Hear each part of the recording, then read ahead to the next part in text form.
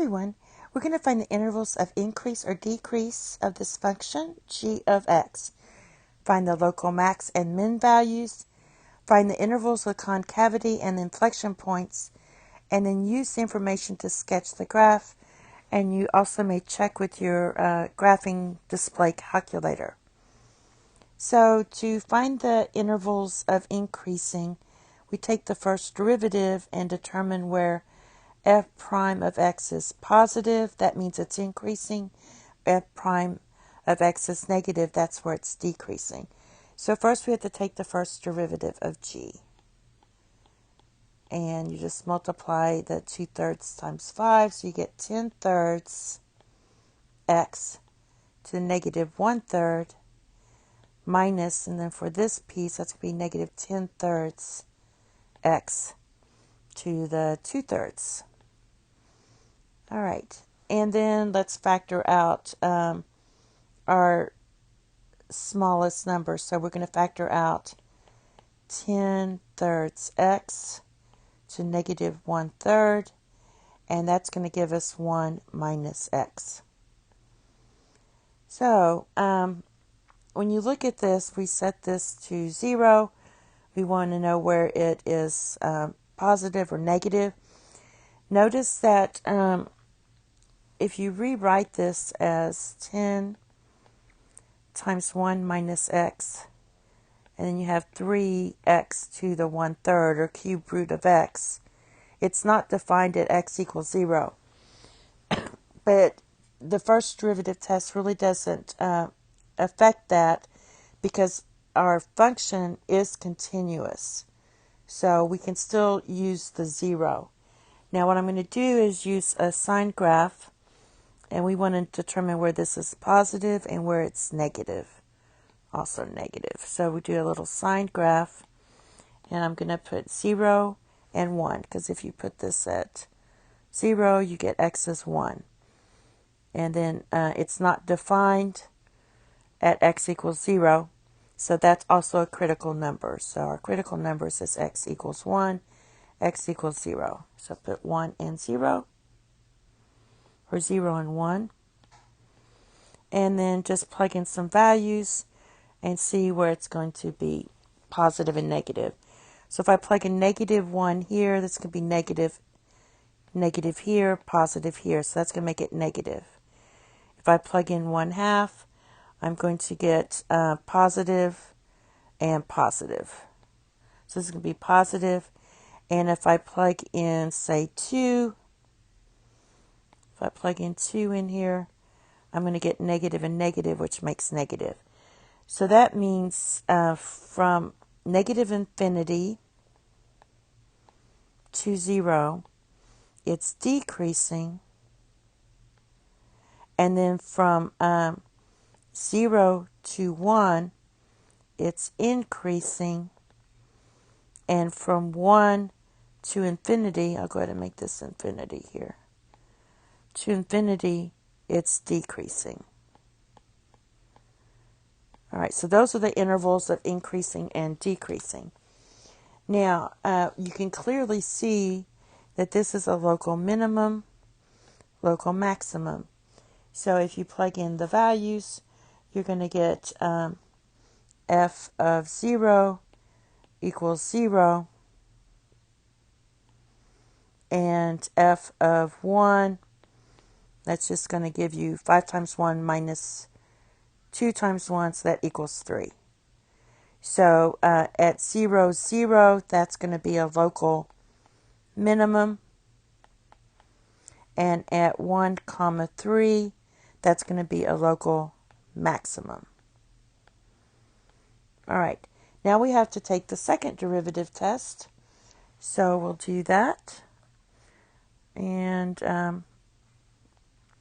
we're just going to look at this. So I'm going to copy that down. Here, my first derivative of x was equal to 10/3 x to negative 1/3 minus 10/3 x to the 2/3 power. So take the second derivative, and you're going to get negative 10 ninths x to negative 4 thirds minus 20 ninths x to the negative 1 third. Now again, let's factor. We're going to pull out our number here, negative, our smallest number. So that's negative 10 ninths. And the smallest exponent is negative 4 thirds. It helps us do the sign test better. So that's going to give you 1 plus 2x. And we want to see where this is positive and negative. So basically we have, if you set this, we have x equals 0 again for this part. And if you set this to 0, you get x equals negative 1/2. All right. So let's do our sign test. And we're going to go from negative 1/2 to 0. Now if I put in, say, negative 1 here, I'm going to get a negative times a negative. That gives me positive. If I plug in a number between negative, let's plug in negative 1/4. If I plug negative 1/4 here, this is going to be positive. So we have a negative times a positive is negative.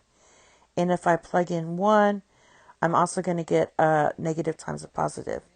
So what this tells us is that we have concave up, concave down, concave down.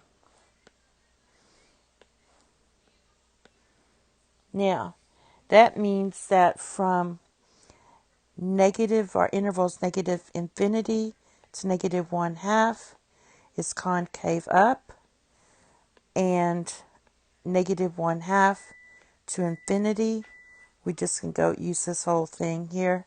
This is concave down. So that satisfies this.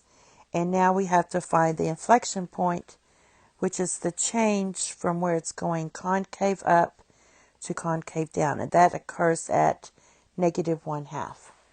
So we plug in negative 1/2 here. So g of negative 1/2 equals 5. Whoops, let me make that a little bigger. 5 to the 2 thirds minus 2 to the 5 thirds. All right, and let's plug in negative 1/2. Now this is going to be 5, and I'm going to square this 1/2. So that's going to be, and this is cube root. So cube root of, when you square negative 1/2 square, you get 1/4. And that's the cube root of that. For this one, minus, I'm going to go ahead and write this as cube root of negative 1/2 to the 5th. That means I have 3 negative 1/2s.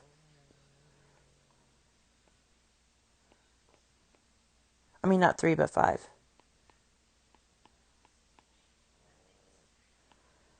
So I have my 5 right there, negative 1/2. That means since it's cube root, I can bring out 3 of these. In other words, I can write this as negative 2 cube root of negative 1/2 cube times negative 1/2 squared. So I can bring this out. So that's going to give me, this equals 5 cube root of 1/4 minus 2, and then if I bring this out, times negative 1/2 cube root, and I'll go ahead and square this, of 1/4. And then what happens to negatives make a positive, these cancel. So this is just going to be 5 cube root of 1/4 plus cube root of 1/4. And then cube root of 1 is just 1. So basically what we have is Since these are the same, we have 6 of these. 6 cube root of 1 is just 1. And in the denominator, we have cube root of 4. So when x is negative 1/2, our y is going to be 6 divided by cube root of 4. That's your inflection point right in there. All right. Now the graph, I went ahead and did it. So here's our inflection point here. From here up in here, it's concave up. So, and it's kind of, and remember when they say sketch a graph, it means there's no grid. I just did a grid on here to help me a little bit. So it just means sketch it. It doesn't have to be perfect. So it's concave up a little bit. And then it's going straight down, concaving down a little bit here. If you look on the graphing calculator, it looks like it's pretty straight. I kind of over-exaggerated it a little bit. All right, so it's a really sharp point right here. That is your local minimum, 0, 0. Then I graphed it up here for your local maximum at 1, 3. And then it is decreasing from 1 to infinity. Increasing from 0 to 1. Decreasing from negative infinity to 0. And that's it. Thank you. Have a nice day. Bye-bye.